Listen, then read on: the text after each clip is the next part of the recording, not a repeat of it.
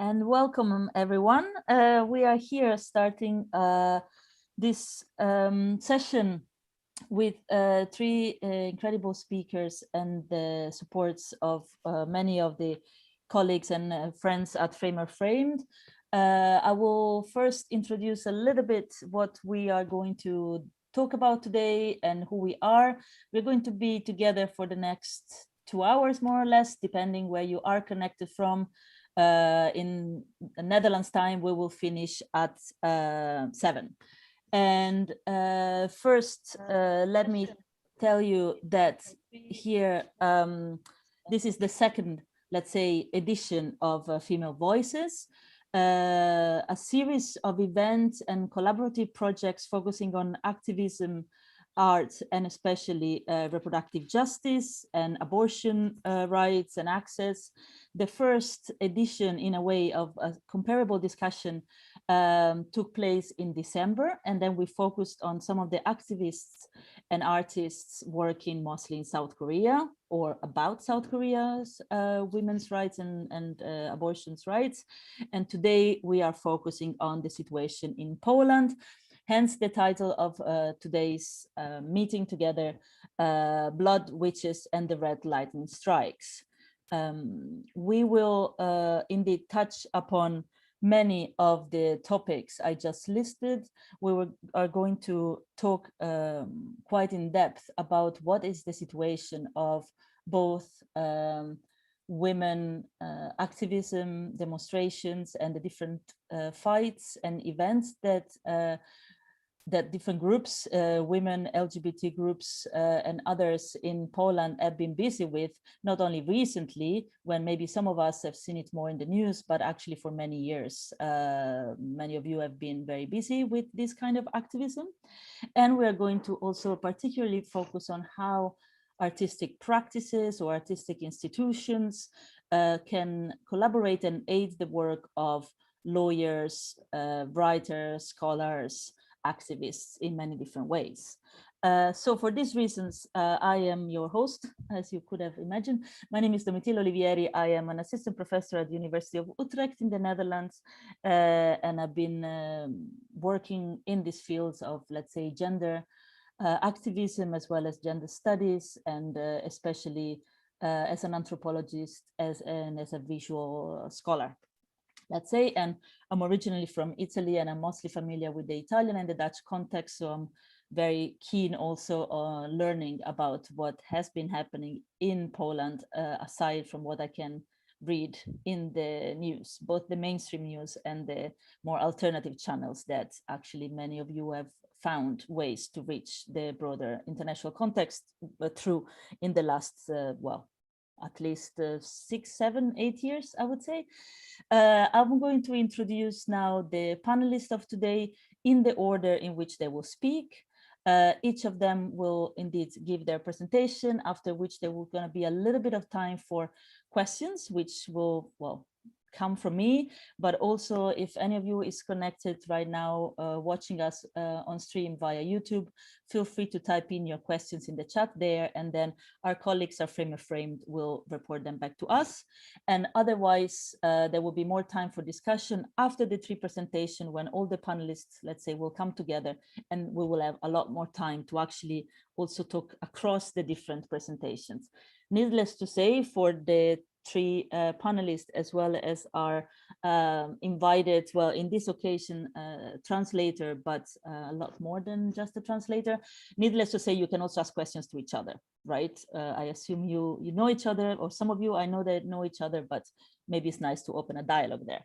So the first speaker of today will be Karolina Więckiewicz, and she is, I'm going to read a short part of the bios, because each of these women has such an impressive bio that I could not go through the whole of it. You can actually read more about each of our speakers if you go to framerframe.nl, and then in the search button, you search for the name or surname of any of the people here. And with that excuse, you can also check out the current exhibition of Framer Framed and all the other projects. a little advertising moment here. But anyway, back to Karolina. Karolina is a human rights defender and lawyer who's been working on questions of abortion access, sexual, reproductive, LGBTQ, and trans rights. She's co-founder and activist of the Abortion Dream Team on Tour, about which I think we'll hear some today, which is an informal group of activists who travel around Poland to explain medical abortion, as well as promote speaking about abortion without the stigmatization, which is very strong in the world and especially in Poland right now. She's also a member of INROAD, the International Networks for the Reduction of Abortion, Discrimination and Stigma. And on top of many other things, she also makes abortion activism embroidery, which I think it's interesting how that form of crafts and arts enters also in your practice in general. She's been working for many years in different kind of NGO groups, focusing on the various topics that I just mentioned. And she's also interested in other aspects to do with violence, discrimination, women's rights and human rights, among others, for example, crime about or against women, as well in the prison system and other aspects of criminal policy. And on top of that, I think she's still probably also working on a doctoral dissertation. So Karolina will have many angles to tackle these questions. We'll get to you back in a minute. The second speaker of today will be Iwona Demko, and she's a visual artist and a feminist, and with emphasis on femme, as in femme. And I think in her words, she speaks of this idea of feminist as indeed playing with femininity in places where femininity is not respected. She has been working as a professor in the Academy of Fine Arts in Krakow. She specialized, I think, in sculpture, but not only. And she has participated in many exhibitions in Poland and abroad. She's also a curator of feminist exhibitions, as well as a researcher who's been focused, some of her, I think, more research work specifically on how female students have had access to actually the Academy of Fine Art in Krakow. I think this was an example of how late maybe, or how not so easy was indeed having women accessing this fine arts academy. And as such, she also initiated and organized the Year of Women from the Academy of Fine Arts, which is indeed devoted to 100 years presence of women in such academy in Krakow. On top of that, since 2016, one of our activities has been also the historical empathy based on authentic archival materials. So I think these questions of archive and how do we archive our struggles is going to also come prominently in her talk, as well as hopefully in our discussion. And I introduce our translator for today now, because she will mostly help us in understanding each other smoothly. We understand each other, but more smoothly with Iwona's presentation, but also for all of us when we might need a little bit of extra support. Her name is Aneta Roskowska. She is a curator, a researcher, a writer, and an interpreter. She has been writing several books, as well as translating other both kind of exhibition catalogs as well as research. And from what I learned, she's been working also across between Poland and Germany and the Netherlands. And again, I invite you to check her profile from the Frame of Frame websites, because there is a long list of exhibitions and projects that she has curated and co-curated, and now I don't have time to go into. So welcome to Aneta as well. And finally, we have Izabela Kowalczyk, who is an art historian. Hi, and I think with Izabela, we're going to go a little bit more in how art and different forms of, let's say, visual representation has been entering in these struggles about abortions and reproductive rights in Poland. Izabela is an arts and cultural historian, as well as an art critic and a curator. She works as an associate professor at the University of Arts in Poznan, and she's also the Dean of Art Education and Curatorial Study in that university. She has published uncountable articles and books and different forms of publication. I think last time I checked it was around 200, and now I think we are already 250. So I will just mention some of her main publication, focused mostly on the critical art, feminist art, and also recent histories. Among her publications, we have Body and Power, Polish critical art of the 90s, Dangerous Relationship Between Art and the Body, Polish Mothers, Boys, and Cyborgs, Art and Feminism in Poland, Travel to the Past, Interpretation of Recent History in Polish Critical Art. These are some of the actual titles of some of her books. On top of being so very busy with writing, of course, she also has received prizes and awards for her activities and her publications, as well as she's been involved in the preparation and research for several different exhibitions, among other the Gender Check, Femininity and Masculinity in the Art of Eastern Europe, which happened, I think, mostly in 2008, 2009, which seems like a particularly relevant kind of topic for the discussion that we're having today. And on top of that, she has also curated many other individual and collective exhibitions, focused very much on questions of bodies and arts and power, as well as the everyday and ethnographic photography. Again, please go check out Izabela's website, or also her website, but also her bios on the Framer Framed. This was a little bit of giving a sense of who you all are. I'm very excited to start. And so if everybody is happy with that plan, Karolina will go first. We'll give you the floor. I'll be the annoying person that keeps the time, but I'll be as gentle as possible if needed. Welcome. Okay, thank you for doing that, and I appreciate that, and you let me know when I'm coming to an end. We try to be within the time. Thank you very much for the invitation. Yes, I work on abortion access and different aspects connected with abortion, which are also legal aspects, and some art. Although 2 years ago I would never have thought that somebody calls me an artist one day, but it's just the form of expressing myself that all of a sudden became art. I'm very happy to be here and to present you a very little piece of what we do. And let me just say for the beginning that today is a very important day for us in Poland, because it's exactly 6 months since our constitutional court, or so-called constitutional court, because there are so many doubts about the actual legal position of the court because of different actions that our government has done to destroy its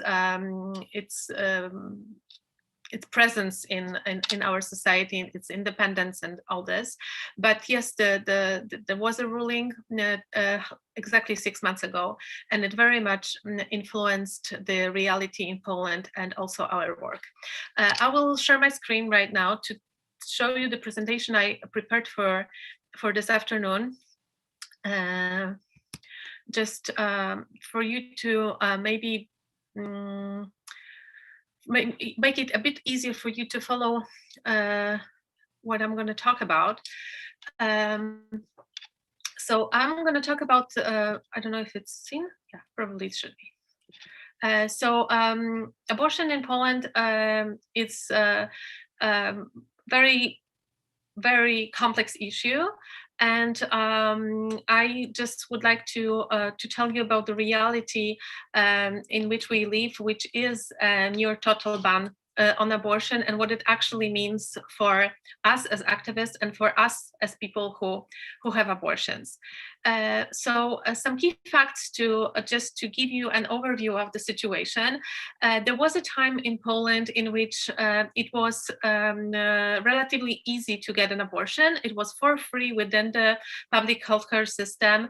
Of course, it was a lot of stigma around abortion. It was not really normal and without any problem, but it was financed from the state budget. It was that a person could have decided about not staying pregnant because of some issues that were going on in their personal lives. So it was a lot better than it is right now. At the beginning of the 90s, the anti-choices tried again, because they had tried it before, to change the situation. And because we had also the time of transformation from being a communist country into our newly born democracy, and the Catholic Church played a huge role in that. Also, the anti-choicers knew that they had some ally in this. So, it took some time, quite some debates in the parliament, and a lot of different actions. But in 1993, they actually succeeded, and there was what we call now anti-abortion law adopted in the Polish parliament nearly 30 years ago. And it was actually aimed at limiting access to abortion in Polish hospitals, and only in 3 cases it was possible to get an abortion in a Polish hospital. And of course, it was that since it was that abortion was still going on. I will get to that, but only abortions on the 3 grounds: when pregnancy is a result of a crime, when there is fetal abnormality, or when pregnancy poses a threat to a pregnant person's life or health. And we have been experiencing growing attempts for further restrictions since 2007. You might have heard about the magical 2016, when people started really massively going to the streets, and when there was the Black protests and everything that was really, really covered by international media as well. But it's not like this. I've been doing this work since 2010, and I remember the times when we would be 35 to 50, sometimes maybe 100, which was a great success, people in front of the parliament protesting against those attempts. But yes, in 2016, we started growing a new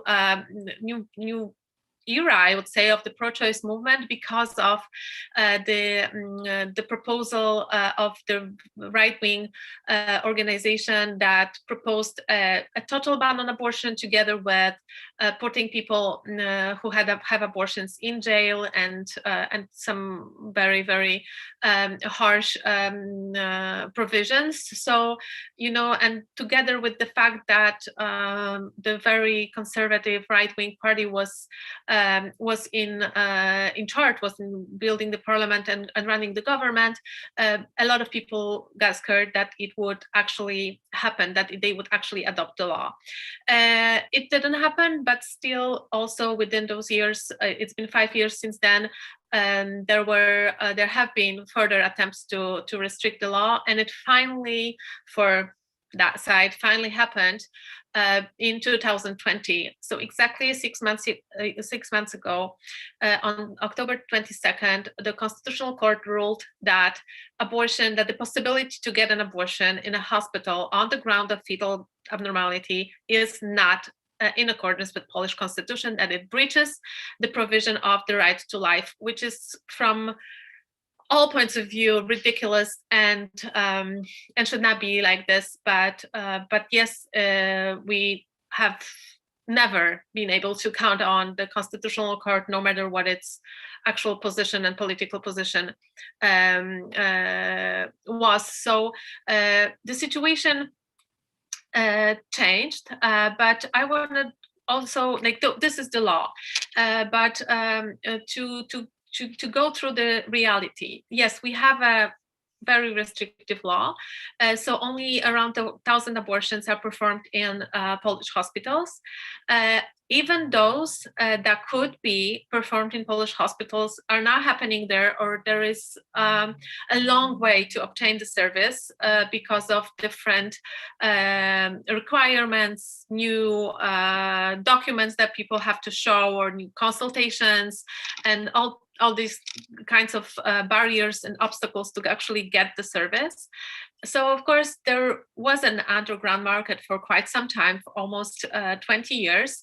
That was meaning that doctors would illegally perform abortions in their private practices, or sometimes in hospitals after hours, which was medically not very dangerous, because there was still they were still the doctors who could have done this properly, because they were educated under the previous law. But it was dangerous from this point of view, that those doctors would just risk criminal charges, so they would leave a person alone after the procedure.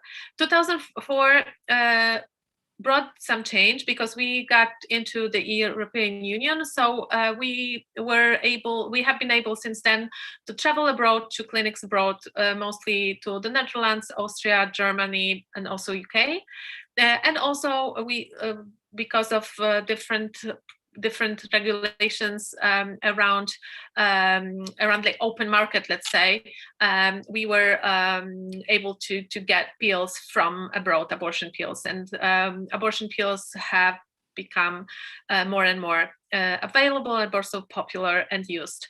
And what is important is that the state doesn't, and has never, the state as such, no matter what party would be in charge, the state has never acknowledged any of that, never monitored any of that. They would just say that it's 1,000 abortions performed in Polish hospitals, and that's the abortion reality, which is not, of course, the abortion reality. We estimate that around 100,000 people who live in Poland, it's not always Polish people, have abortions in this way or another a year. So it means that basically 99% of us are left alone and have to do it in the way they find most possible for them. But it's not that they are alone, which I will prove in a second.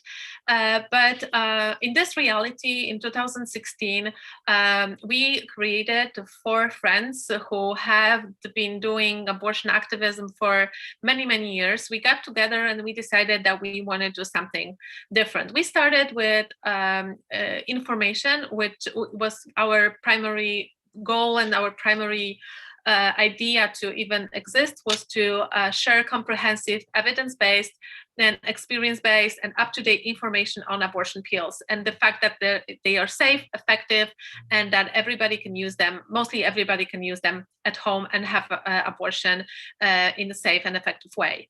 And then we started working on destigmatization and normalization of abortion. So basically changing the narrative from it's always the drama and, talking about it as a moral issue and deciding when a fetus feels pain and when it doesn't. We decided that we have to talk about abortion, not everything that is around this. So we decided to promote narrative like that abortion is okay and it's okay to have one. It doesn't define you as a person if you have one. It's not a political statement of beliefs, views, and it doesn't tell anything about you. It just tells that you had this experience. It is a part of our sex lives. It is our daily reality. And in this experience, some of us have and some don't. And because we did that, we provided information and we worked on the stigmatization and normalization. And we finally started talking about abortion as something that is just happening and will be happening forever. We gained a lot of trust. And people started approaching us for support. Our support is based on radical trust and radical empathy, as we call it. So the person who needs an abortion is in the center. And we also work on this principle of solidarity and collaboration with other groups and organizations. And that's how Abortion Without Borders started in 2019. We decided these 6 groups and organizations that we want to create a network that would help people get abortions abroad. outside Poland. And yes, people have been had been doing that before we started, but it required money. So people would go abroad if even if they had a theoretical chance and right to have an abortion in a Polish hospital, but they knew that it was really very time-consuming, very humiliating, and a long process that would not necessarily end in actually getting an abortion. But those people before December 2019 had to have money to do this. Abortion Without Borders changed this reality because of the presence of Abortion Support Network in this initiative. An Abortion Support Network is a charity registered in the UK, a charity that was actually formed and started working to actually buy abortions for other people, mainly at the beginning for people from Ireland who would travel to England. And when the law in Ireland changed and less people wanted and had to go abroad, Abortion Support Network started to finance people from other countries. They started with Malta, then Gibraltar, and then in 2019 with Poland. Ciocia Basia, an abortion Karolina, network. Sorry, can I just say, you have a couple of minutes left, but also if you want, I don't know if you wanted to change the slide, because at the moment we see the first one. So just to let you know. Oh no, don't you see the Abortion Without Borders one? I think we all see, and I imagine our other participants as well. I can see your first abortion in Poland opening image. And it never changed for anything else. No. So I'm going through slides and oh no. I mean, you're very clear, even without the slides. I have to say, it's very easy to follow everything you're saying, but just so that you know, and also indeed, you can take like 2 or 3 more minutes, then maybe there will be less time or no time for questions. Yeah, but I want to also, I want you to see, yeah, especially when I come to, okay. Do you see, can you see it now? Yes, now we can see yes, you're going through the other slides. Okay, perfect. So these are the organizations that are involved in Abortion Without Borders. And because we are marking 6 months since the ruling, I just want to tell you what it looks like from our point of view. We organized as the initiative 600 abortions abroad for people from Poland. 17,000 people contacted at least one of our organizations in the initiative, and this we spent 100,000 euros for these abortions. And it's beautiful, to be honest, that we are able to do this, and those people could have had these abortions. But it also means that the whole burden of abortion access in Poland right now is on the shoulders of feminist groups and organizations and networks like ours.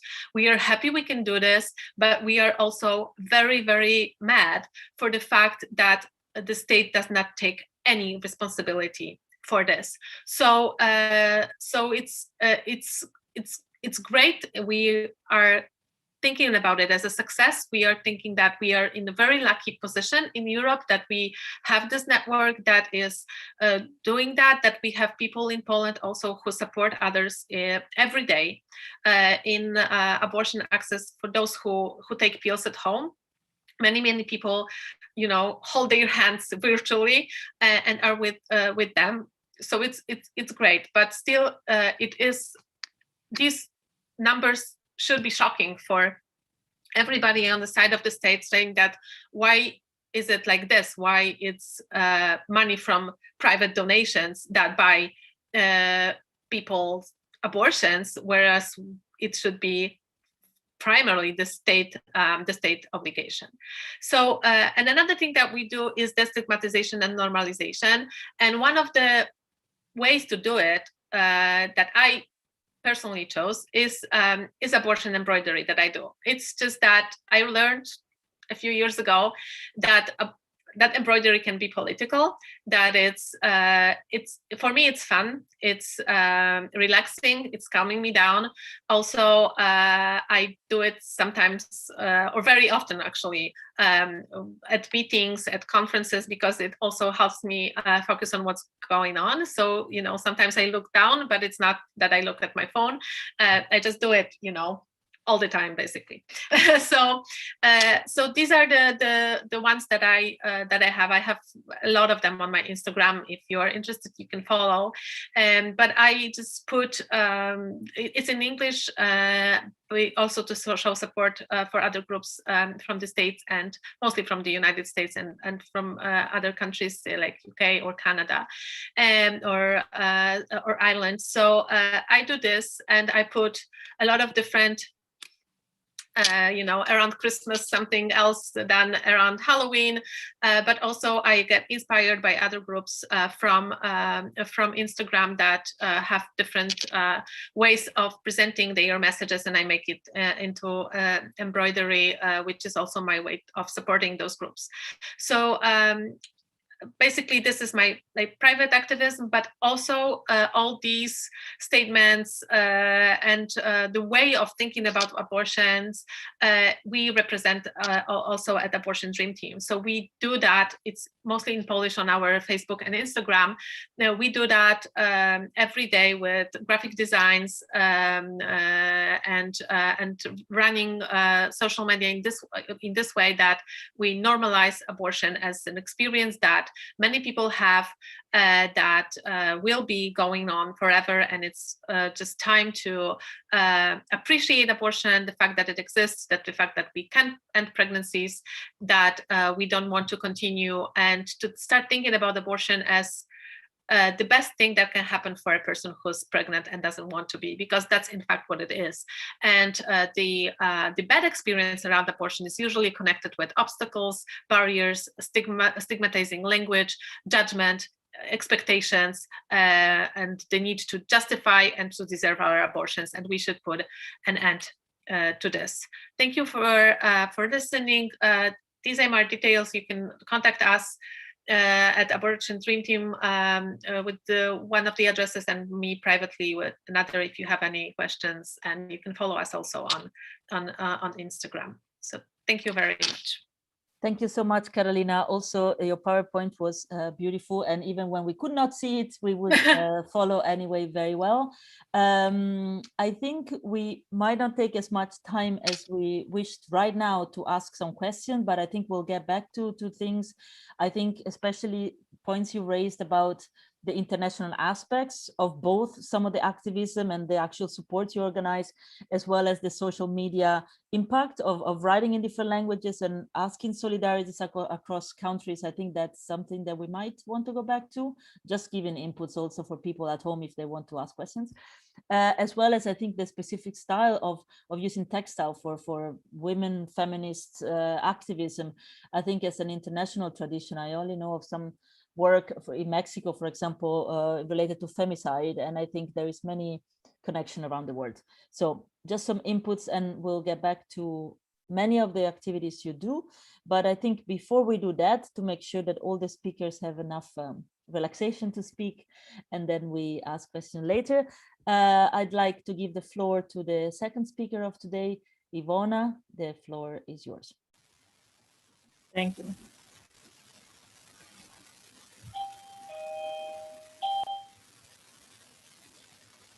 Ja zanim rozpocznę moją prezentację, to chciałam bardzo podziękować Karolinie i całemu aborcyjnemu Dream Teamowi za to, co robią.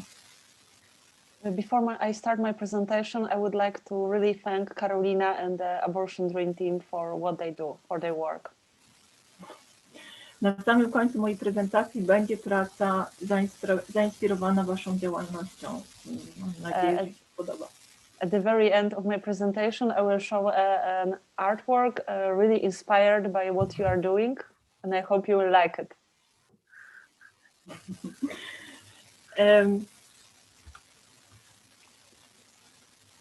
To jest, zaprezentuję prace, które sama wykonałam, ale też prace prezentujące, które wykonały inne artystki. I will be presenting artworks that I created, but also artworks of other artists, female artists. To jest, teraz patrzą Państwo na pracę, którą zrealizowałam w 2017 roku. This is a work that I realized in the year 2017. Przeznaczeniem na wystawę pod tytułem Polki Patriotki Rebeliantki, której kuratorką była obecna tutaj z nami dzisiaj Izabela Kowalczyk. And the goal was, I created this work for an exhibition curated by Izabela Kowalczyk, and the title of this exhibition was Polish Patriots and Rebels, but female rebels. I hope I translate correctly the title. Na tej pracy jest to fotomontaż, jestem to ja zduplikowana do liczby, która jest podana w tytule, czyli 408 231. The person that you see in this image is me, and I have been multiplied, so to speak, and I to the number that you see in that as many times as the number that is present in the title, which is 400,000 and 8,231. Liczba ta oznacza ilość mieszkanek Krakowa w 2017 roku. Dokładnie tyle kobiet mieszkało w Krakowie w tym roku, wtedy. This number refers to the number of female inhabitants of Kraków in this year, 2017. I praca też była reakcją na czarny protest.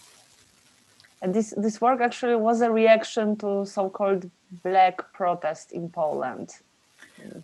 Odwołuje się bezpośrednio do aktu, takiego starożytnego aktu, który zwany jest anasyrma z greckiego, to znaczy podnieść ubranie. And this work refers to an old ancient act or activity, which is called anasyrma, which means to lift your clothes. The skirt, coś takiego. The skirt, okay. Yeah. I ten akt pochodzi z kultu waginy. This is an act that is present in the cult of vagina. I kobiety podnosiły spódnice w 3 różnych sytuacjach. The females were lifting their skirts in 3 different situations. Pierwsza sytuacja wtedy, kiedy chciały wzmóc płodność ziemi. The first situation is where they wanted to increase the fertility of the soil. Druga sytuacja była wtedy, kiedy chciały odstraszyć mocą płynącą z waginy wroga czy napastnika. The second situation was when they were trying to scare the attacker away with the power coming from their vaginas. A trzecia sytuacja wtedy, kiedy ktoś postąpił bardzo źle, aby go skarcić. And the third situation was when someone committed some kind of a bad deed, did something, bad in the wrong way, to kind of punish this person or like show that it's not proper what they did. Dla mnie artystki, która zajmuje się afirmacją narządów kobiecych, artystki waginistki. For me, I understand myself as an artist that is affirming in her art female sexual organs. So I call myself artist vaginist or vaginal artist. I uważam, że to jest najbardziej doskonała forma demonstracji dla kobiet. And I interpret this form of demonstration as the most perfect way of demonstrating for females. W tym przypadku oczywiście chodziło o skarcenie tych, którzy popełniają błąd. And here, this is what you see in this image is this first situation that I spoke about. It's about criticizing the ones that co powiedziałaś na końcu? Tych, którzy popełniają czyny niegodziwe. The ones that are, you know, committing crimes or doing something that is not is improper. Na tym zdjęciu jestem tylko ja, a nie wszystkie krakowianki Krakowa, wszystkie mieszkanki Krakowa. On this photograph, it's only me and not all the inhabitants of Kraków. Dlatego, że mam takie wewnętrzne przekonanie, że emancypacja waginalna jest jeszcze przed nami, czyli to jest coś, nasze ciało to jest coś, co musimy odzyskać. And I construct this image like that because I am convinced that this type of demonstration, this type of activity is something of the future, that we have to, females have to, they have still to get on this level. They are not there yet very often, to do this affirmation of a female body that it's not happening. I ja bardzo lubię przenosić swoje prace z przestrzeni galeryjnej do takich przestrzeni, które przekraczają ten świat sztuki. I really like to move my artworks from the gallery spaces to the spaces that are beyond the art world. Również jestem zaangażowana społecznie w różne feministyczne ruchy i mam tam dużo znajomych koleżanek. And I'm also really like socially engaged, politically engaged in different feminist movements, and I have a lot of friends there.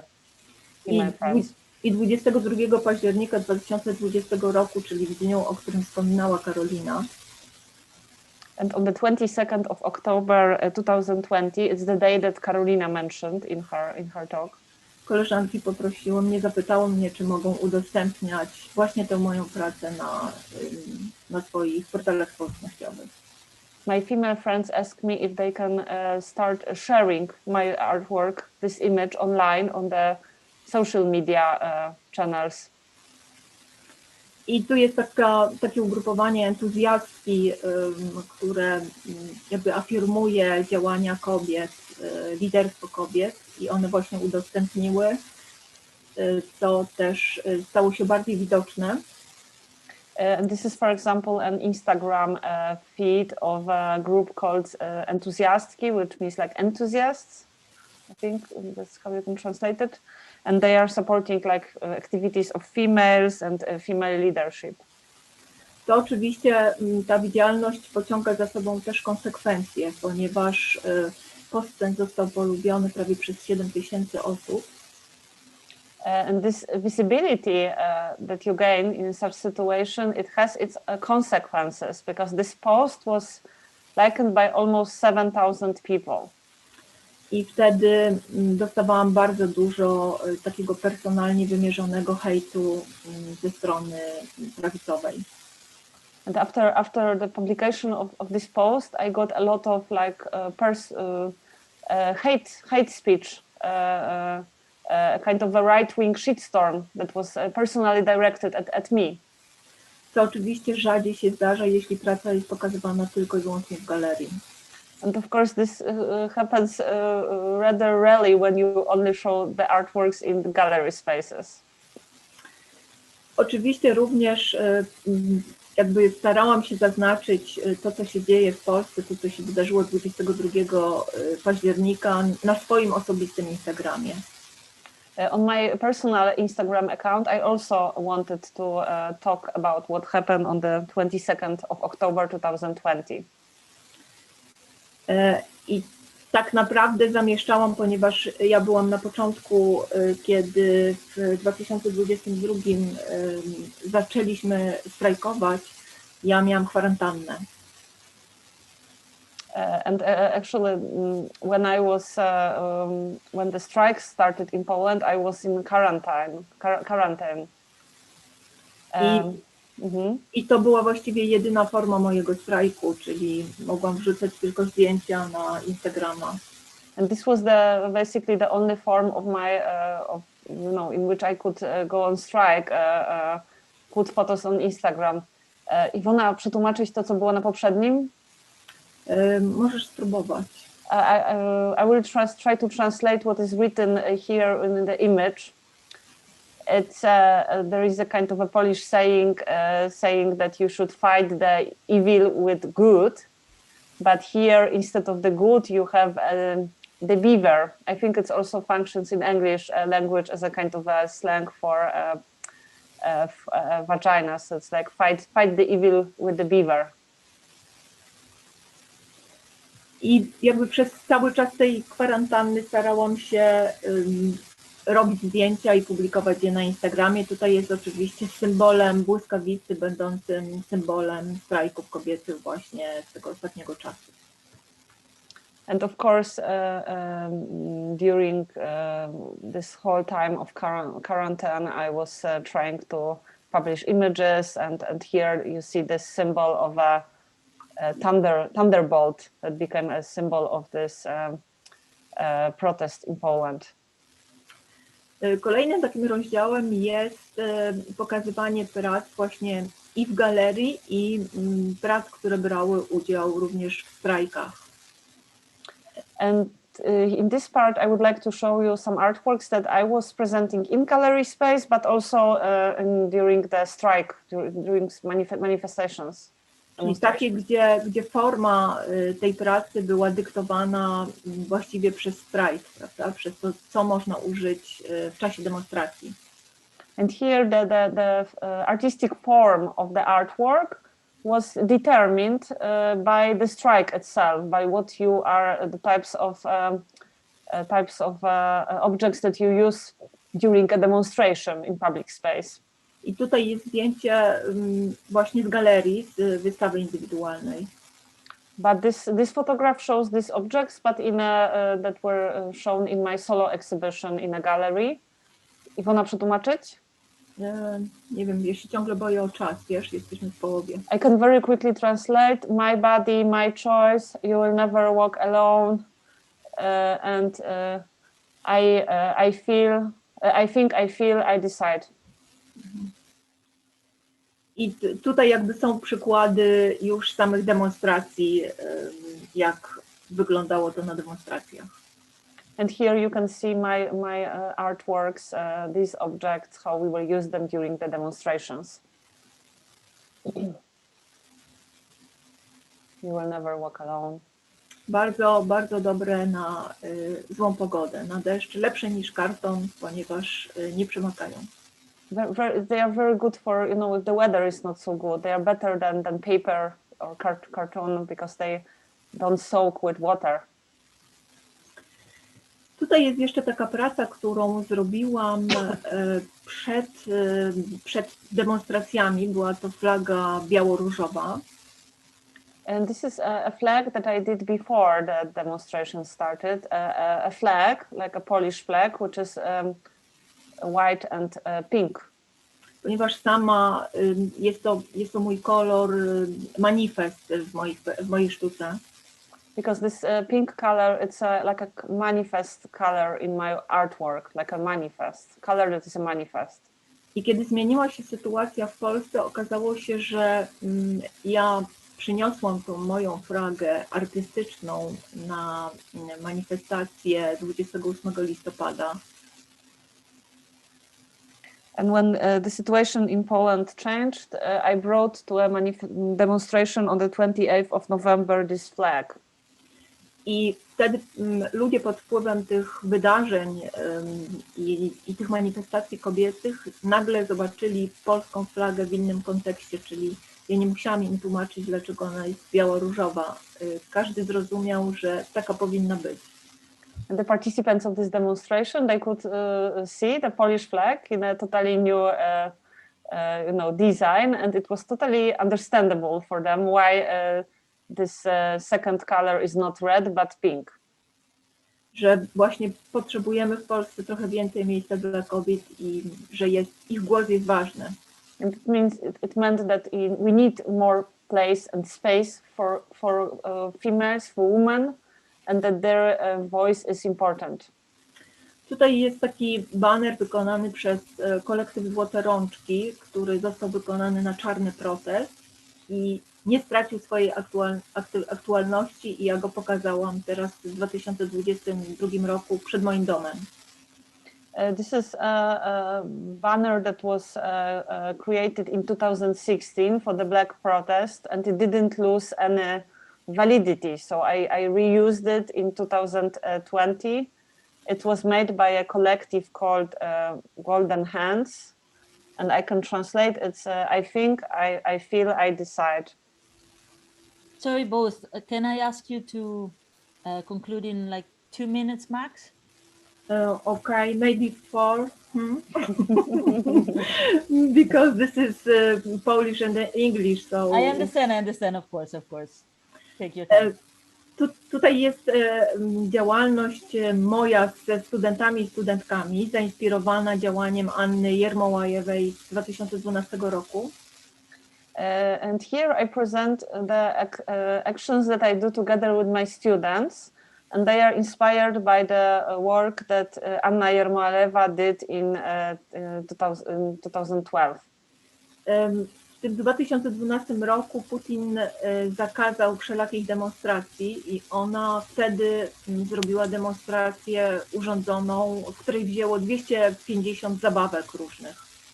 And it was a year in which Putin banned public demonstrations. So she organized a demonstration in which she used 250 toys. I my w czasie zajęć, ponieważ zajęcia były zdalne, więc nie mogliśmy też brać wspólnie udziału w demonstracjach, postanowiliśmy, że każdy zrobi swój strajk zabawek w tym miejscu, w którym jest. So we decided with the students that everyone will organize their own toy strike in the place where they are currently staying. I ktoś to zrobił w Zakopanem, ktoś w Krakowie, ktoś w Łodzi. So someone did it in Krakow, someone in Zakopane, someone in Łódź. Ostatnia część mojej prezentacji opowiada o pracach, które pojawiły się na wystawie Historia Sztuki 3, której byłam kuratorką i która była z udziałem studentek i absolwentek. And this is the last part of my presentation is an exhibition that I curated. And it was I showed works of female students and female graduates. Tu jest praca Magdaleny Zając, zainspirowana symbolem błyskawicy. The work of Magdalena Zając inspired by the symbol of thunderbolt. W tej wystawie ja zawsze proszę, żeby dziewczyny wybrały sobie pracę stworzoną przez artystę i ją przerobiły. I tutaj inspiracją była praca Olafura Eliassona Midnight Sun. Możesz jeszcze raz powtórzyć, Iwona? Przepraszam, ale... Że w każdej tej pracy dziewczyna ma sobie znaleźć inspirację pracą artysty mężczyzny i przetransportować, pokazać ją z perspektywy kobiety. Okay, so in this project, I asked the students to pick up a work of a male artist and then transform it so that it shows a female perspective. I tutaj została przerobiona praca Olafura Eliassona. Co zostało przerobione? Praca Olafura Eliassona. And here, for example, the work of Olafur Eliasson was transformed. Tutaj zamiast praca Andy Warhola, zamiast krzesła elektrycznego pojawił się fotel ginekologiczny. And here, this one is a reference to the work of Andy Warhol, but instead of electric chair, you have a gynecological chair. I hasło Wyrok na kobiety. And the text, yeah, like I don't know how to translate it. That it's like actually, a court. If I can have, because it says that like the judgment was released by the court, but actually we have also the same word for sentence. So it would be in the understanding of sentence on women, you know, but because Exactly. we have the same word for judgment and sentence. The women have been sentenced, can also say. Yes. Jest praca w odniesieniu do Romana Opałki, który liczył cyfry idąc do przodu, a Monika Maurycy robiła obraz datowany, ale data się cofała, czyli prawa kobiet się cofają. this is a reference to famous work of Roman Opałka with dates, and here she was the dates are going backwards because the female rights are there is no progress. They actually it's going backwards with the female rights. Ta praca z kolei była inspirowana obrazem Ofelia. This is a work inspired by the painting Ophelia. I odnosiła się bardziej może nie do miłości romantycznej, ale skutków tej miłości romantycznej i tego, że kobieta zostaje sama i musi sobie z tymi skutkami poradzić. Was referring maybe not to the romantic love, but to the consequences of romantic love and the fact that females very often are, they stay alone with the consequences of this love relationship. I tu jest właśnie praca ostatnia, o której wspominałam na samym początku. Jest to praca Katarzyny Pawelec pod tytułem Can't Help Myself. This is the last work, Katarzyna Pawelec, Can't Help Myself. Odnosiła się do pracy Tan Yang i Peng Yu pod tym samym tytułem. It refers to the artwork Peng Yang and Peng Yu under the same title. Gdzie wielka maszyna zbierała płyn w takim kolorze krwi i robiła to bardzo mechanicznie. In which a big machine is collecting a liquid in the color of the blood and does it in a very mechanic way. Katarzyna jakby bardzo zainspirowała się tekstem, który pojawił się na stronie Aborcyjny Dream Team. Here the artist was really inspired by the text that appeared on the website of the Abortion Dream Team. Mówiący o tym, jak może wyglądać twoja aborcja w domu. That describes how your abortion at home may look like. I w trakcie wystawy robiła performance, gdzie mechanicznymi ruchami zamiatała miotłą, zamknięta w pomieszczeniu, sama. So in the exhibition she presented this performance where she was doing this mechanical movements with the broom, and she was like in an enclosed room alone. Dziękuję bardzo, przepraszam, że tak długo. Thank you, and I'm sorry that it took so much time. Thank you, Iwona, so much, and thank you, Aneta, for translating. I know that's not an easy job, and I'm glad you took your time so that we could actually see more of yours and your collaborators' work. So thank you for that. So we are sort of revolutionizing ever so slightly our time schedule. So I think we can go straight to Izabela's presentation now, and then we can have, since the conversations are already starting through art, then I think we can go with you, Izabela, and then we'll open to a collective discussion. Yeah. Okay, thank you. Hello, everyone, and thank you, Kim, for invitation to this discussion. Thank you, Domitilla, for introduction. And of course, thank you, Karolina, for Abortion Dream Team. I want to, in my presentation, I want to talk about the visual side of the Black protest and a women's strike in Poland. I want to focus on the symbols and show you photos from the protests, as well as some artworks related to this issue. Pro-choice activists in 2016 and 2017, as well as in 2020, used contemporary artistic strategies that emphasized community action and solidarity. During the Black protest in 2016, they displayed, first of all, female anger. Women became similar to warriors with black stripes on their faces. Oh, for example, here. They shouted about their strength and made references to witches. It's true, artistic as well as musical cooperative activities that can be termed feminist activism. Polish women are building contemporary feminism of power. Protests developed their own symbolism. One of symbols are wire hangers because of connotation with illegal abortion.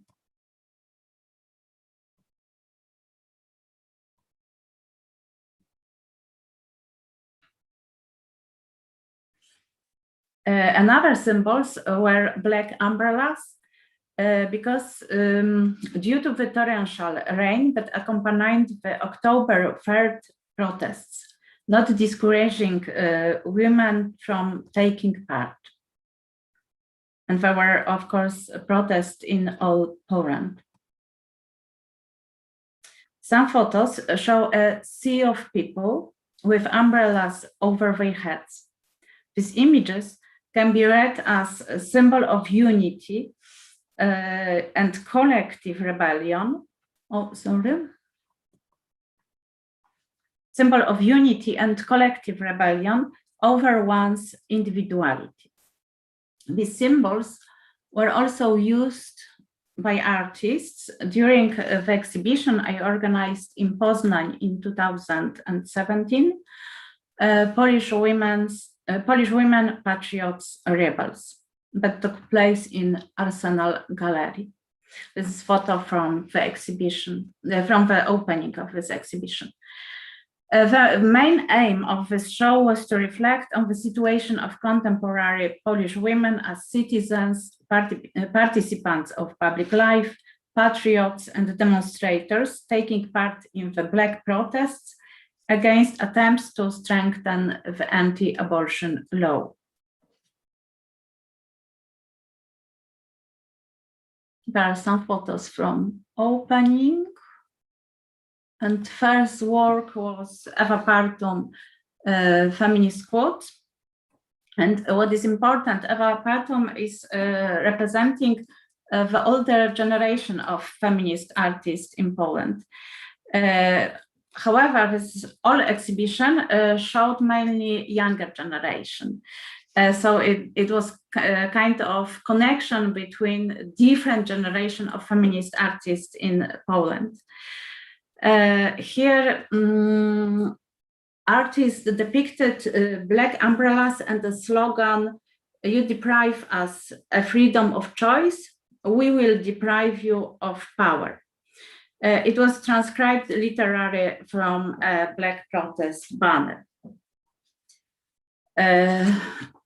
I want to show also the other works. Some of them referred directly to the protests, such as the recordings of Chór Czarownic, Choir of Witches, or Witches Choir. By song Your Power was the anthem of the Poznań manifestations in 2016. The next work was the banner of collective Złote Rączki, Golden Hands Collective from Kraków, I Think, I Feel, I Decide. And it was exactly the same banner that Iwona showed it in her presentation.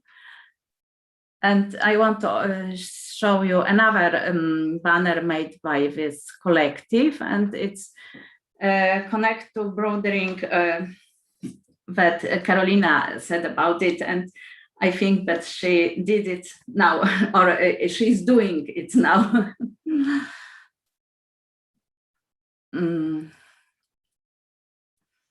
I also showed photos by young photographs from protests, and what was a little controversial, they were exhibited in the photo plasticon. I show you some examples of these photos.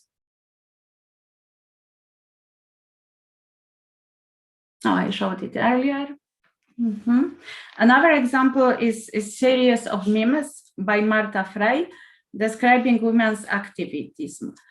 I took part in the Black protest because. Next, Iwona Demko work. Iwona, I'm sorry that I shortened this title. And I want to add something. By the occasion of this exhibition, I also published a book with different texts, texts by different authors. And here we have texts on feminist art and activism, artivism. And among others, one text is exactly on this work by Iwona. It's text by Agata Araszkiewicz.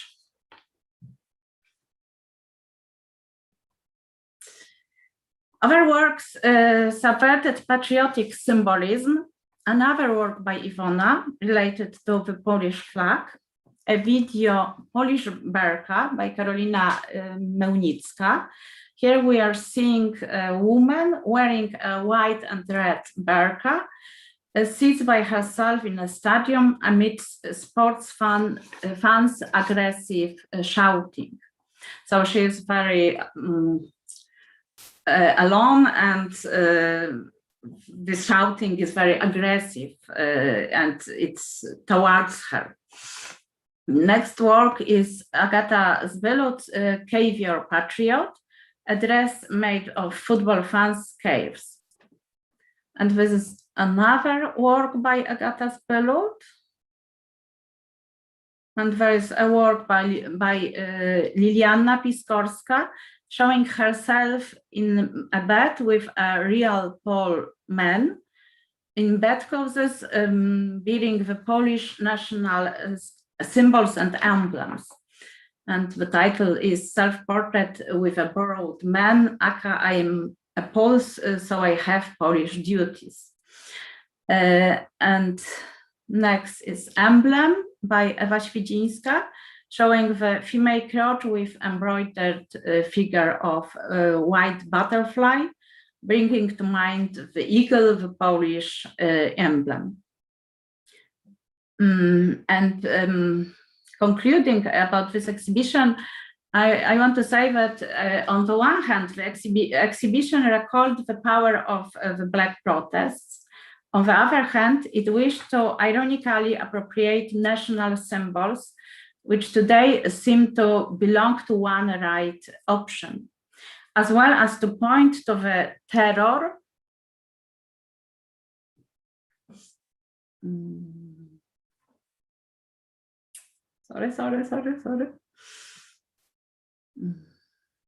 terror inherent in the national conservative discourse. However, it was also about emphasizing the community aspect, the power of protesting women, their heritage remembered once in a while, as in the work by Jadwiga Sawicka, solidarity with others, including the non-human ones, as in work by Irena Kalicka,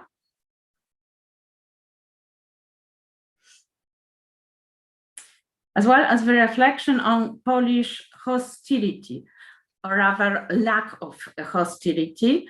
It was shot in video The Wall by Dawid Marszewski, and it's a very sad story for me because he was my previous student, very interesting artist, but he died last year.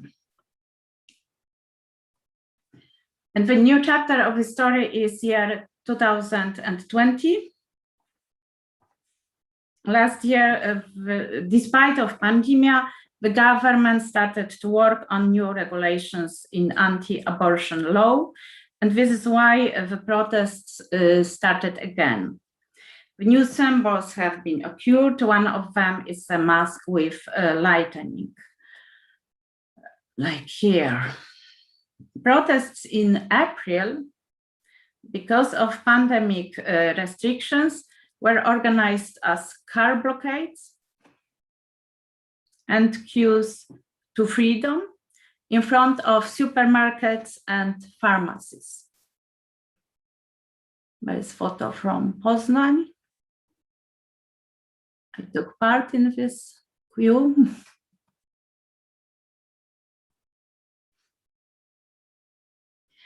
Many young graphics and artists related to attempts of restriction of women's rights. I won't show you only a few examples.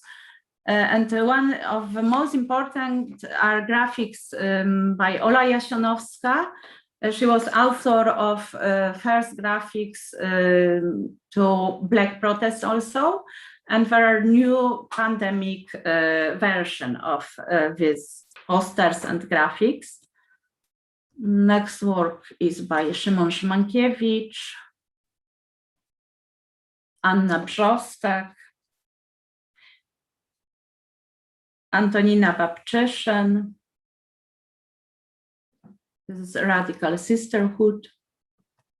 This is anonymous work.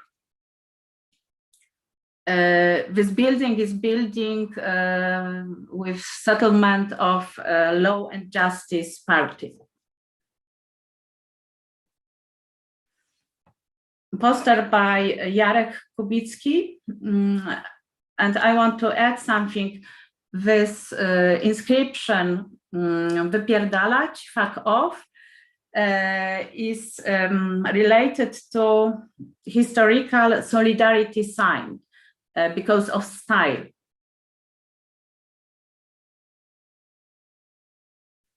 Work by Ines Rychlik. And as you can see, artists still use such symbols as lightning and wire hangers and blood, and related to Poland, Polish shape. This is Szymon Szymankiewicz again. And in the end, I want to focus on language of street.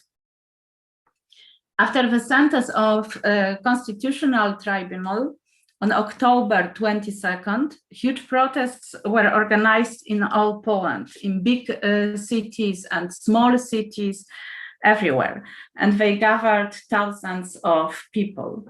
The language of streets was also very meaningful. Not only banner, but also some people, some performances expressed anger as well as irony. Because I think that irony was one thing that helped us to survive this time.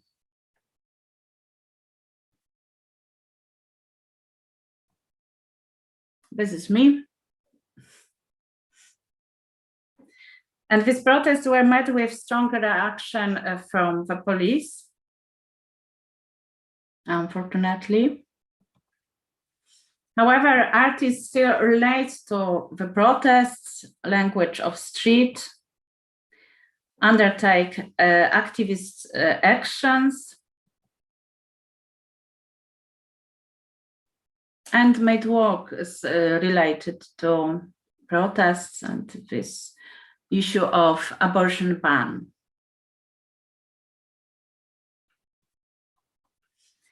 I hope that the street and artistic language can change mentality of Polish people and help to fight for freedom of choice. And I think this is all. So thank you for your attention. I hope that I'm in time. Yes, perfectly. Thanks. Thank you, Izabela. Thank you so much. And also so beautiful to see already some resonances between your three interventions. And also this maybe, well, it's credits to the collaborative work that you do, but also to the work that Xiang Kim made in order to put this panel together from Framer Framed, of course. So I have many questions. I'm going to ask them to you collectively so that you can feel free who answers and maybe how you can even interact with each other. Maybe I'm taking the first question straight where Izabela concluded, which is basically how I would like to know more about how this let's say artistic language in all the forms that you have introduced us to is traversing, I think, very smoothly the exhibition space, the streets, the walls, the symbolism going across also different kind of demonstration that's been happening from the Black protests and until this year. So if you can say a little bit more, how do you see the role of art institutions or artists in directly intervening on questions of well, social justice in general and specifically abortions and reproductive rights? What is your view on the role of art, let's say, and how it travels from institutions to streets and vice versa, it looks? I can answer. I think that this language has changed our imaginary, and you know, the symbols started to be very popular, so we can see them till today almost everywhere in cities, because many people, for example, excuse me, Aneta, how to say? Że ludzie wywieszają flagi i symbole strajku kobiet, że one wciąż wiszą w przestrzeni publicznej miasta. Tak, z okien wyrzucają? Tak, że nie, że są wywieszone. Na budynkach. So even after the protests, people are using the banners that they produced and they still hang, for example, on the buildings. So the banners are also used outside of the demonstration. Są używane też poza demonstracją, później pojawiają się w przestrzeni publicznej, na domach na przykład. Yes, it's true, and they are still in our public space, so I think that they transformed public space, and in the same time they transformed our imaginary, as I said, but on the other hand, what is important, I think that these symbols, these works of art and so on, help us, because our situation in last year and in the beginning of this year was really depressive. So, you know, epidemic state and pandemic state, and on the other hand, this new restriction, ban of demonstration. You know, many people afraid of demonstrate because of afraid of coronavirus. So it was also problematic. So I think that it's very important because it helps us to survive, as I said. But on the other hand, I'm unfortunately quite pessimist about this situation of women. Yeah. Yes, Iwona, please go ahead. Myślę, że ten udział świata artystycznego w demonstracjach jest jednak podszyty strachem. Na przykład wtedy, kiedy organizuje wystawę galeria, która nie jest prywatna. I think the participation of artists in these demonstrations, that there are some fears that artists have when they do it. For example, when they, or also when they, there is an exhibition which is in a gallery that is not a private one. No. I jakby zdarzały się takie sytuacje, bo w przypadku galerii w Lublinie, która zorganizowała taką wystawę permanentną, czyli gdzie każdy mógł przesyłać swój baner. For example, there was to jest instytucja państwowa. Tak, tak. There was an institution in Lublin that organized a kind of a ongoing exhibition to which people could send their banners from the demonstrations. And this is a state-funded institution. I jakby ta instytucja w końcu spotkała się z oskarżeniem znanej osoby w naszym życiu politycznym, Kai Godek, która zaprotestowała i powiedziała, że pieniądze publiczne nie powinny być przeznaczane na tego rodzaju wystawy. And this exhibition was criticized and accused, you know, by a Polish right-wing politician, Kaja Godek, who said that these types of exhibitions should not be funded by public money. Podobnie było też na akademiach, że na przykład część akademii starało się zachować taką postawę wycofaną. You could also, for example, see it at the art academies that were rather not participating actively in this protest, rather withdrawing themselves, keeping a more distant attitude towards them. I też często na tym podłożu były duże dyskusje, na przykład u mnie na Akademii była duża dyskusja, jakie ma być oficjalne stanowisko Akademii i czy w ogóle ma być. And also there were a lot of internal discussions. For example, in my art academy in Krakow, there was a very intense internal discussion, and we were discussing, for example, if there should be something like an official statement issued by the art academy, or rather not. Zawsze sytuacja jest łatwiejsza, jeśli jest to osoba prywatna i niezwiązana jakby wizualnie z jakąś instytucją. And it's easier when it's like a private person that is not related to any institution. It's kind of easier. Brać udział w tych protestach, masz na myśli? Tak. To participate in the protests. Yeah? Były też sytuacje, kiedy osoba pracująca na Akademii, na przykład Inga Iwasiuk, spotkała się też z dużą formą zanegowania, ponieważ użyła w trakcie swojej demonstracji słowa, które stało się manifestem, czyli słowa wypierdalać, a w związku z tym, że jest nauczycielką akademicką, to też zostało na nią zgłoszone jakby skarga. Ale taka w obrębie uniwersytetu skarga? Tak. And for example, there was a case of an artist Inga Iwasiuk who used during the protest this Polish strong version of fuck off, wypierdalać.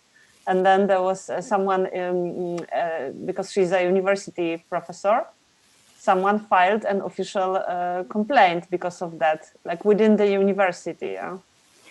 Oczywiście to nie było słowo, które, ponieważ jeśli je powiemy, jest to mocne słowo, ale to wynikało, ale nie mogę się wysłowić. To wynikało, że Kaczyński użył tego słowa wcześniej? Czy? Nie. Chodzi o to, że sytuacja demonstrujących kobiet trwa bardzo długo, prawda? Trwa od 2016 roku. The situation of the protesting females, it's like, it lasts since a quite long time, since 2016. I na początku te hasła protestujących kobiet były spokojne, powiedzmy, były łagodne. And at the beginning, the language that was used in the protest was rather calm language. It was not so aggressive. Ale to nie przynosiło żadnych rezultatów. But this was not, bringing any results. I te wulgaryzmy, które pojawiły się na końcu, wynikały z tego, że tracimy cierpliwość. So these curses, this more aggressive language that started to appear, it was coming from this situation of impatience that people were, because we don't see any results of our protest. I stały się słowami, symbolami. And they became words, symbols. No, to tyle. Thank you for this. Isabella, did you want to come back to this? Yes, I want to add something to this issue described by Iwona, because we have at our university such situation that our students wanted to some support from university authorities.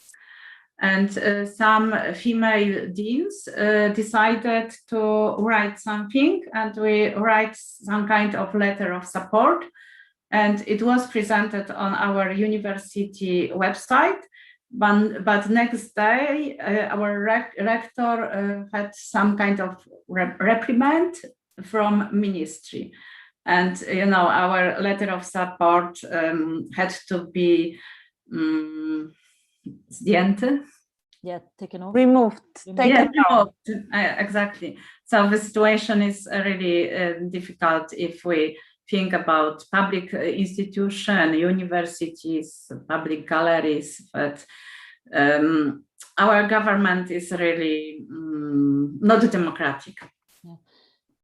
Thank you. If I can add something, and then we have received a question from the audience. I'll get to it in a second, but because what you two said, it sounds really interesting to stress how this public visibility of symbols, of banners, and just of the protests is both what is making this protest stronger, like having the symbols to stay in the streets, but then when you have public visibility within public funded institutions, that's when the repression comes, or even Iwona, what you were saying with the Facebook and Instagram, then the hate mail comes. So there is this ambiguity of navigating the public space with this very politically engaged art, which I think is just important to keep in mind, both the potential and the risks of becoming so visible.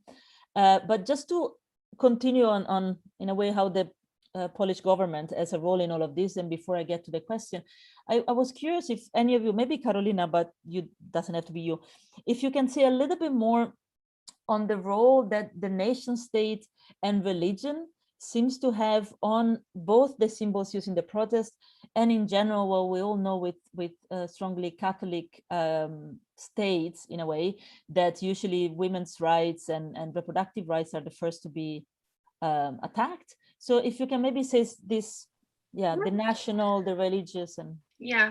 So basically what I want to emphasize is the fact that it is not the ruling party that is responsible for all this. Our ban on abortion, so the fact that people who want abortions are in 99% left outside the system, has been going on for 30 years. We've had a variety of different parties, different governments, parliaments, and we had a leftist government, we had the right-wing government, we had a central government for 8 years prior to Law and Justice. And it's been done by every single government that, you know, the state in general, the Polish state, has not been acknowledging the fact that people have abortions and need abortions. We've been left alone forever. So it's not that Law and Justice has destroyed everything. No, we've had the examples of trading our rights with the Catholic Church. You know, we had the Concordat, so the, you know, this contract with the Holy See. It was like Law and Justice didn't exist at the time when we did that. It was at the very beginning of the 90s when Catholic Church has gained a lot of political influence and a position in the political world because of its role in the transformation. And we are paying the price for that, you know, ever since. So it was also with the accession to the EU, when there was a proposal to liberalize the law that was put in the parliament by a leftist party that was in charge at the time. We had a leftist government and we had a leftist president, and it was an attempt to actually have the new law that would allow for doctors and hospitals in Poland to perform abortions outside these three cases. And it was the church who said, okay, if you want if you want us to be on your side in the referendum on accession to the EU, you have to withdraw that draft law from the parliament. And what did the leftist government and the leftist president decide to do? They were so much focused on us getting into the EU that they actually sold that draft law for the accession to the EU and for this, the church's approval and the fact that the church, the priests would tell people to vote yes. So, and we have many examples for that. So I want to be very clear on this. Law and Justice has never, ever tried to restrict abortion law. As a party, they did never do this. And it's been always, the civil initiatives that are brought to the parliament by very like anti-abortion organizations that want to, you know, prove that abortion is something bad. But also there has been quite very few attempts to make this law, you know, a little bit closer to reality by the, you know, opposition, the leftist parties. Nobody has ever cared about this, like really cared. It's always been like, oh, we could do this, but we were not having a majority in the parliament. Oh, it's not the time. Oh, we have a compromise that is working, blah blah blah. In fact, it's not a compromise, it's a near total ban. You know, 99% of us are left outside the system. So it's not, you know, meeting in the middle. But we have this myth that is reproduced by all politicians, leftist, central, and right-wing politicians, that our law is good, we have to keep to the status quo, you know, and we can all pretend and keep pretending that abortions do not happen.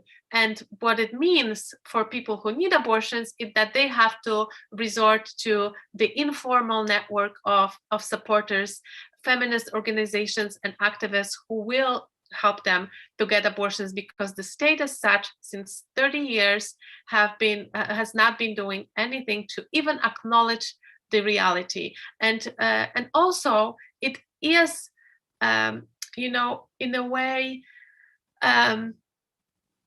transported into the views of society, because we as society, we do believe that abortions, you know, happen only in certain cases. It's still not acknowledged that we have abortions every day. Right now, as we are talking, somebody is waiting for pills, taking them, you know, wondering whether it's all okay. And, you know, so it's just going on all the time. But we do not have this normalized as a common everyday experience of people in Poland. It's still, you know, and of course it is very much done because all the politicians, you know, since the 90s have allowed the Catholic Church to be so much involved in politics, in everyday politics, in shaping laws and policies and practices, and, you know, and that's why it is like this. And because, you know, also a lot of people, you know, do still go to church and, you know, also declare themselves as Catholics, and it's just it is a very strong position. But it's not that the strong position of the Catholic Church means that we cannot change the law, because we have many examples like Ireland or Spain or Argentina, and what we need is not to be Catholic, or, you know, but for politicians to finally understand that they go to politics to represent, you know, the society, and to adopt the laws that are reflecting the needs the society has, not their, you know, political, religious, or whatever else views. And that's the revolution that we need to have in Poland. One of the revolutions that we need to have in Poland. Thank you so much for the eloquence in bringing all of these levels together. And I think it's especially important to remind this also for people who are not familiar with the Polish context, but also because it's true in other cases, as you also mentioned, and different ways in which then, let's say, the cultural level of people, everyday understanding of life mixes so much with religious implication, especially of the Catholic Church, as well as the laws, and that these three aspects, among others, don't have to dictate people's life as much. There will be, I'm sure, a lot more to say on the specific topic of how certain politics come to be played on specific bodies, women's bodies, you know, LGBTQ bodies, etc. But before potentially going in that direction, I want to make sure these questions of our viewers or listeners are addressed. It's two of them. I'm going to start with one, but I do think they're quite connected. So somebody is asking, and I think it's to all of you, and I guess either as activists or as artists or writers, curator, who do you see as your target audience? So who are you speaking to? Is it women, or indeed people who can have abortions to help them not to feel alone? Is it to change the mind of people who are against abortion? Is it about changing the government and the policies? And having in mind different targets, does it change your work, how you do your work? You also have a version of these questions in the chat if you want to look back at it. I can? Yeah, sure, go on. I think that the target of its exhibitions and actions and symbolism are women, and you know, this password not to go alone, not to be alone. You never you'll never go alone.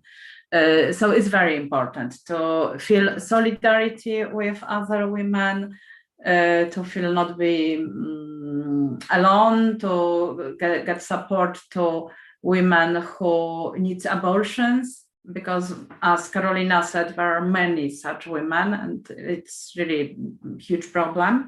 So give support to them is very important, especially when that in different posters. I, for example, showed this poster by Jarek Kubicki with his sign "Wypierdalać, fuck off," with solidarity in solidarity style. And then is also a telephone number to abortion dream team. And in many places there are these telephone numbers to inform women that they have possibilities to contact, to have some help and so on. So I think that this is main and most important target, women, young women, and so on. I don't think that women who are people who are against abortion, because there are radical wings and there is big discrepancy between these two groups. But of course, in some meaning also government, because we wanted to show them our anger and that we don't want to agree with these decisions. So when it comes to us, the fact that we started doing what we are doing was that we were tired of talking to people who don't listen. And also within the pro-choice movement, because the movement had a very defensive language. Also, like, so we would, try to convince politicians, but also not, make anti-choicers angry. So we would be saying things like, oh, of course nobody wants an abortion, but we want to have a right. Oh, no, it's not that we are gonna have so many abortions. Yeah, abortions should be rare, and nobody wants it. I wouldn't do it, but I want every person who needs it to, So it's like, oh yeah, it's about choice, it's not about abortion. And at some point we realized that this is abortion stigma being represented, because abortion is not a bad thing. It's not that we don't want abortions. Yeah, we do want abortions. If we are pregnant and we don't want to be, abortion is the best thing that can happen to us. And it's okay to have one. And you are not alone. Many people have it. It's a part of our sexual lives. It's normal. It will happen as long as we get pregnant. And it's older than medicine, than law, than everything, and that the Catholic Church too. So it's like, and democracy. And all the other things, and it will survive everything as well, as long as the human beings are there. So it's like, so we decided that we cannot do this. We have to talk to people with abortion experience, because when we talk about abortion as something bad, we make them feel guilty. If we say that abortion is always traumatizing and it's always a hard decision, there are people who are like, what's wrong with me if it was not a hard decision for me? So we decided that stop, let's make it stop. We have to talk to people with abortion experience, like, you are not a bad person for doing this. It's okay to have an abortion. It's okay to have more than one abortion. It's okay if you didn't use contraception. It's okay if you have 100 square meters in your apartment and still you don't want to have a child, you know? So it's like whatever your reasons are, whatever you feel before, during, and after your abortion is okay. It doesn't make you any less of a person, you know? And we started talking like this. So our, you know, target audience would be people with abortion experience, people who think about abortion. So all of us basically, because, you know, let's face it, people who can get pregnant know the fear of, you know, getting pregnant or being pregnant. What if I'm pregnant? What if I get pregnant? We're like, you know, have an abortion, you know, like we know that fear. So it's about us. It's not about those women out there who might need an abortion, you know, it's not about women. It's about people who can get pregnant. So we also talk about trans people, non-binary people. So it's not, you know, so it's all like our target audience is basically people who can get pregnant and who might need abortions or who had abortions. And the other thing is that we talk to everyone who's ready to listen, basically, because, you know, even pro-choice activists would be like, seriously? Your, you know, graphic design, one of our first ones, have happy abortions during Christmas. They were like, excuse me, like Christmas is about, you know, no, Christmas is about having abortions as well, because many people who have abortions have time to have them at home. They do not have to take care of their children because, you know, they have all the grandmas and everyone. They have time, you know, and they have, you know, they don't have to work.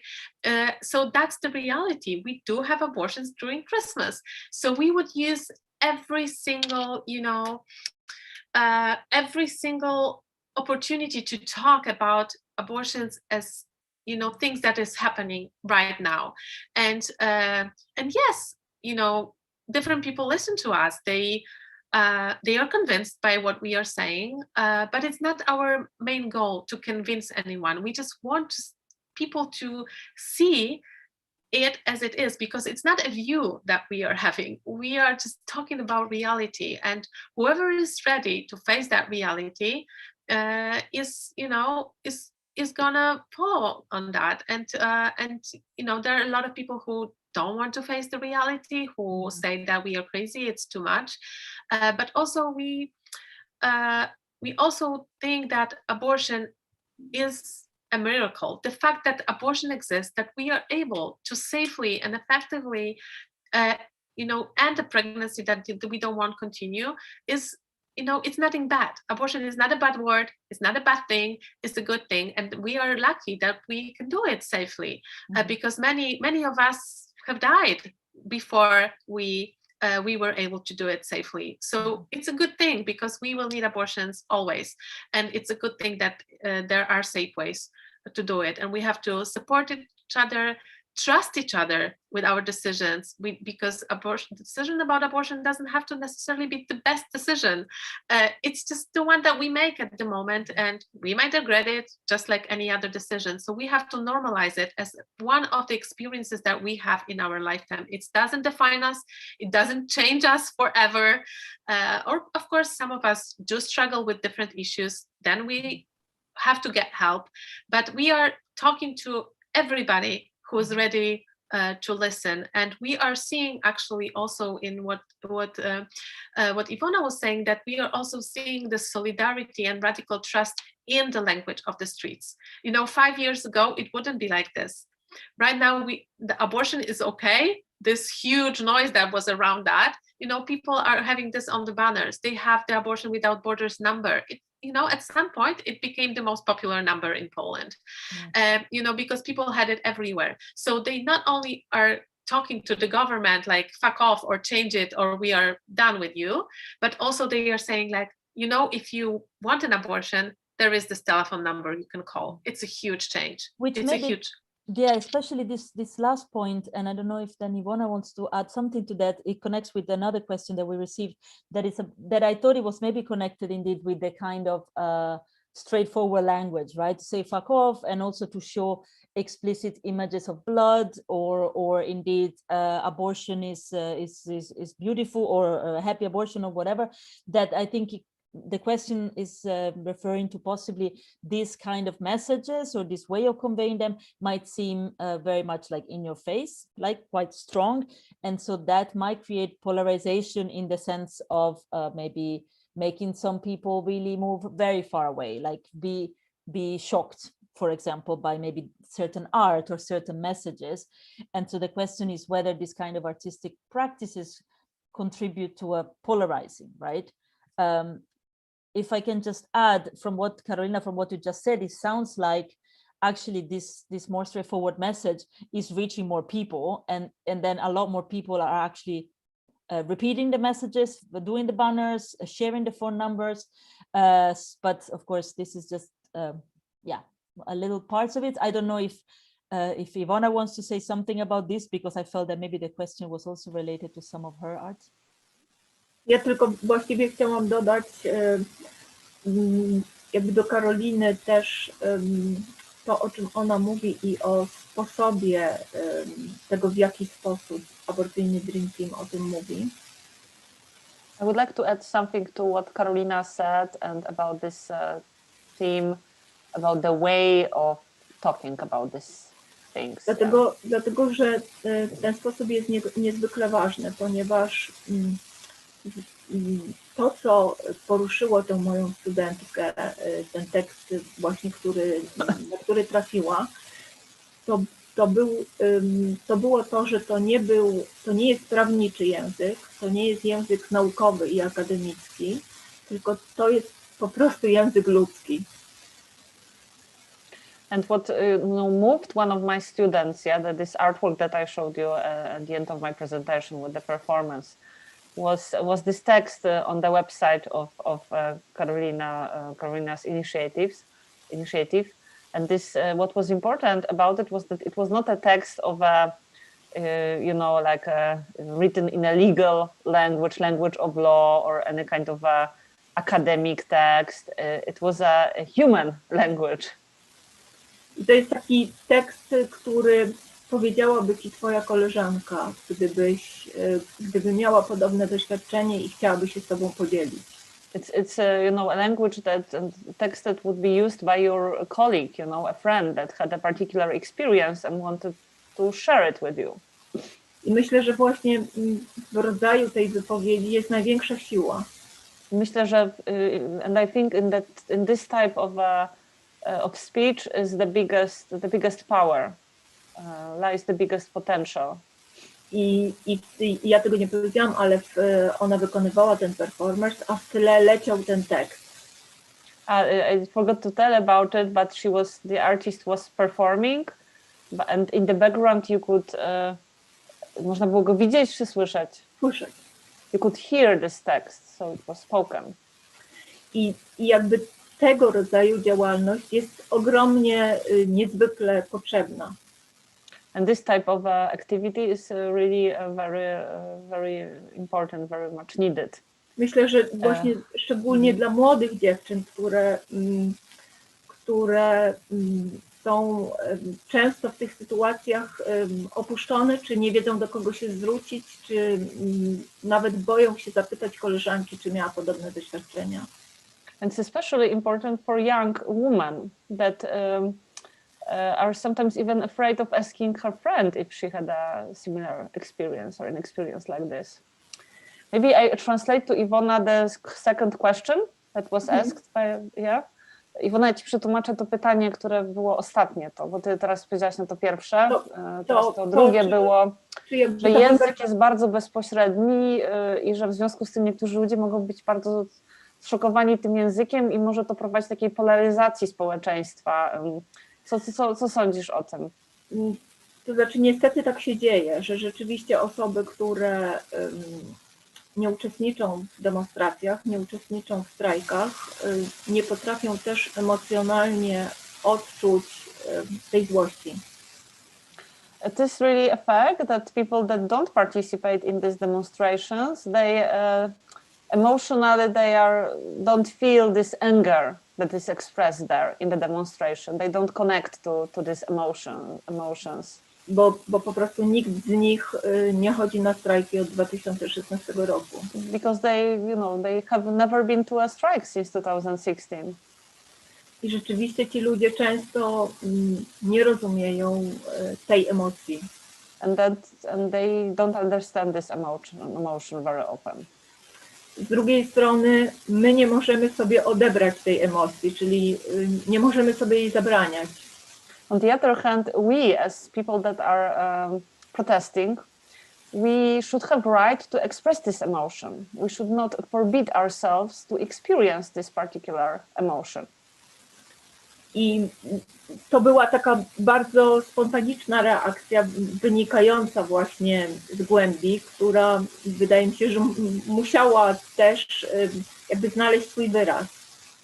And this was a very kind of a spontaneous reaction, to the situation, and it was coming really from the depth of the bodies, and this is the way it expressed itself.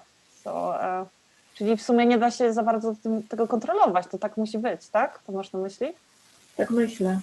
So it's not something that you can actually control, and calculate, strategize. It's like that, and it has to be like that. Problem jest w tym, że po prostu Polska jest naprawdę teraz bardzo podzielona i trudno jest nam znaleźć wspólny język. But it's true, the problem is that Poland is very polarized and it's very hard to find any kind of a common language between these groups. I trochę jest tak, że cokolwiek by się nie zrobiło, to ta druga strona po prostu odczyta to źle, na naszą niekorzyść. And I have a feeling that, it doesn't matter what you will do. The other side will not get it and will reject it. So actually, this is this point at which we are now.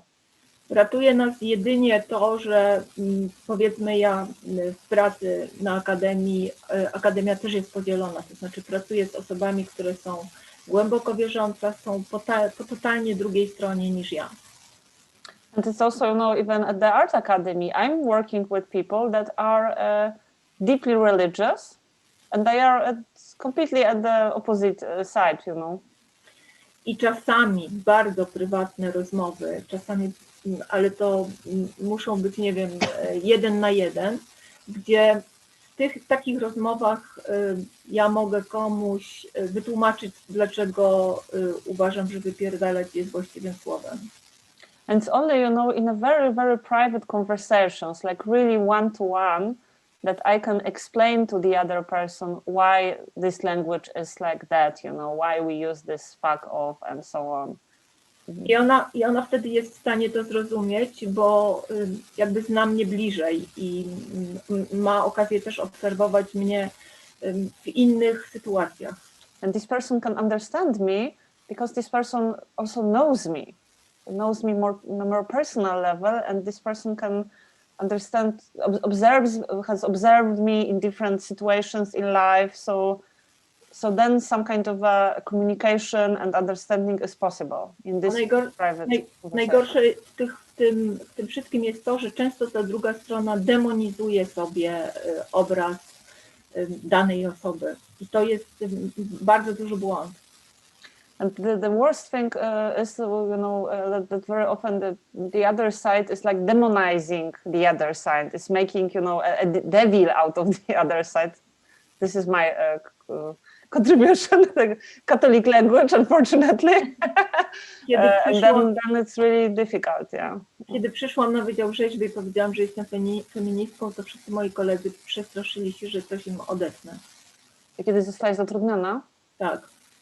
When I was employed in the Department of Sculpture at the Academy of Fine Arts in Krakow, a lot of my male friends, and I said that I'm a feminist, I was telling it openly, my male colleagues, they thought that I will cut something off from their bodies, that's how they see the other side. A potem się okazało, że to nie do końca o to chodzi, prawda? And then they figured out that actually it's not about that. Ale byłam taką zdemonizowaną feministką. But I was demonized, I was this kind of a demonized feminism at the Art Academy. Yeah. Thank you. I think this answers the question very much. And I think it also brought us a little bit to a conversation that we cannot have because we only have 10 minutes, but just to point also our listeners to the fact that this level of emotions and how we deal with these common emotions has come up in many of your talks, right? Whether it's anger, trust, empathy. And I think that this is very strong, both in the art and in the activism that all of you are doing. We don't have time to go into that. We have about 10 minutes to conclude. Also, we know that Anita might have to leave anytime for other commitments. So please feel free to leave when you need. And Iwona, if you want to intervene and maybe, well, not me, but maybe other people can help a little bit with translation if needed. In this last 10 minutes, what I would like to actually give a little bit of space is kind of what's going to happen next. I think Izabela mentioned earlier that she's not very optimistic about where things are going. So if we can have a little round on where do you feel things are going, but also where would you like your work to go? And if it's at all relevant, how do you think that this kind of international moments supports collaboration, giving voice? How can they help whatever is coming next to you in Poland and in your work? Yeah. Maybe Iwona, you can start first. I'm sorry. It's okay. I will translate them because I have to go at 7. Myślę, że sytuacja jest trudna, dlatego że... Czekaj, Iwona, w jakim kierunku sprawy zmierzają obecnie, ale też twoja praca, jak planujesz dalej pracować? Przepraszam. Znaczy ja tak jak zawsze, czyli u mnie nic się nie zmienia i to, o co walczę, uważam za słuszne i dalej będę, nawet jak wszyscy przestaną. Concerning my work, nothing will change. I will just fight for my values, and even if I will be left alone or something like that, I will be still there fighting. Mnie to nawet napędza. It's even kind of exciting to me, or it gives me additional strength to think like that, Trudno jest mi powiedzieć, jeśli chodzi o sytuację w Polsce, dlatego że na pewno duża emocja opadła, dlatego że te wszystkie działania demonstracyjne nie przyniosły takiego efektu, jaki chciałyśmy. It's difficult for me to predict, because all these administrative actions, they didn't bring the results that we expected. Z drugiej strony wiem, że to pobudziło do bardzo dużego takiej działalności oddolnej, czyli że bardzo ludzie zaczęli sami organizować działania na rzecz przeciwdziałania. No źle to wyszło, ale jak wyszło, tak wyszło. On the other hand, this protest released really enormous potential, a kind of a grassroots, down to the top types of activism, and this is really amazing. I myślę, że w tym undergroundzie odbywa się naprawdę prawdziwa rewolucja, która czy prędzej, czy później musi wyjść na wierzch. And I think in this kind of an underground sphere, a real revolution is taking place that at some point will be, will emerge to the surface, will explode. Ponieważ wydaje mi się, że nigdy do tej pory nie miałyśmy takiego kontaktu między sobą i tak dużo nie rozmawiało się na temat aborcji, na temat kobiet, na temat właśnie prawa kobiet do różnych rzeczy. Because I have a feeling that, until now, we never had so many conversations about these themes, that this is really like a very special situation that we are having now with all these exchanges between us about this abortion and so on. Także ja bym to porównała do wulkanu, który po prostu wybuchnie. So I would compare it to the volcano that at some point will erupt. Thank you. That's very clear and very hopeful.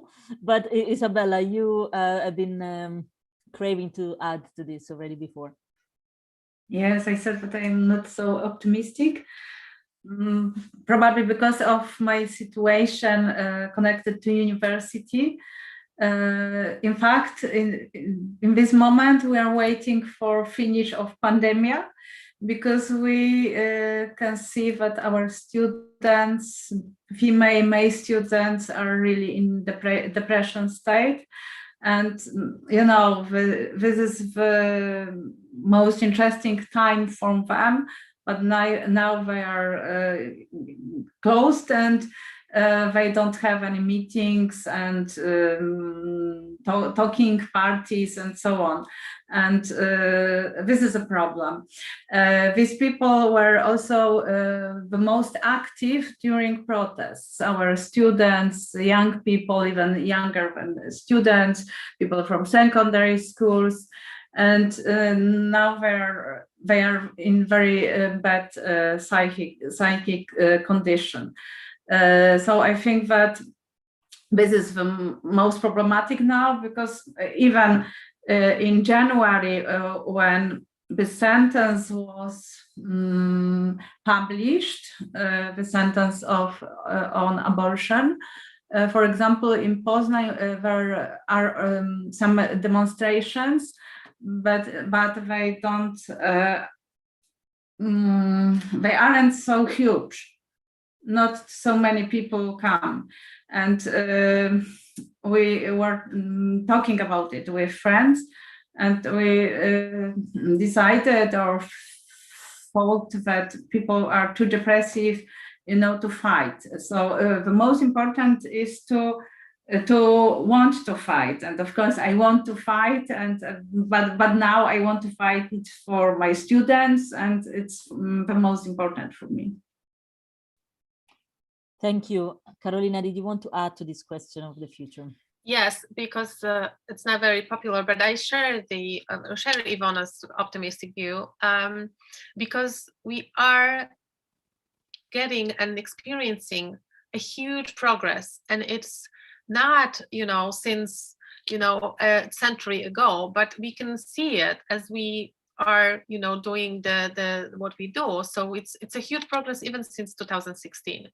So I know that the revolution is just around the corner, and because also of our work, I have to say that, because I see the influence that that it has, you know, and also I think that even those very strong, you know, straightforward messages and also pieces of art, I think they are very needed, because that's what pushes it forward. We cannot wait for the society and the politicians to, you know, be ready to do something. As Natalia, one of the Abortion Dream Team's members, says, you know, society is not an avocado. It won't get ready at some point. You have to make it ready, you know, and we have to make the society, people, politicians, doctors, whoever, ready to face the reality. It's gonna take time.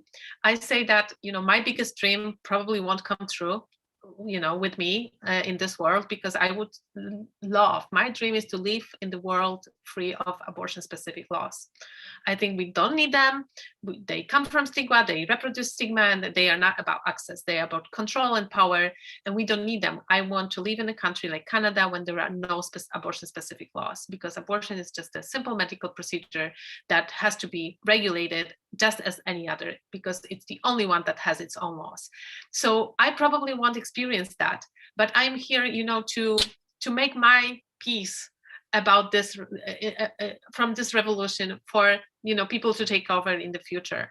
But I can experience, and I see the things that are changing in the narratives, in the way people talk about abortion, how they, you know, are getting ready to hear some narrative, to, you know, to have these pieces of art, you know, you know, somewhere close to them, which maybe they wouldn't have thought about 5 years ago. So I think that, you know, we are facing a huge potential for the revolution.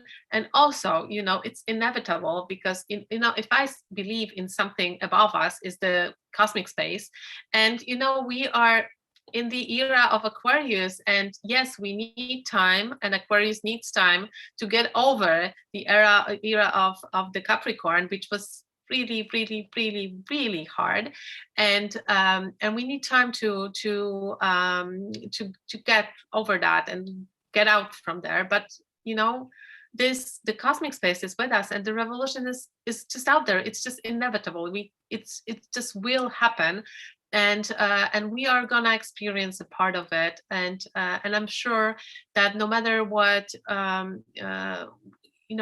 yes, there are a lot of bad things happening in many countries, done by very bad conservative politicians, but they are doing this, and they are doing more and more because they are afraid, because it's just the end of them. So they are trying, and they're really in panic, trying to do more, because they know that their time is coming to an end. And I know it's like this, and we are the future, the ones who want freedom, diversity, and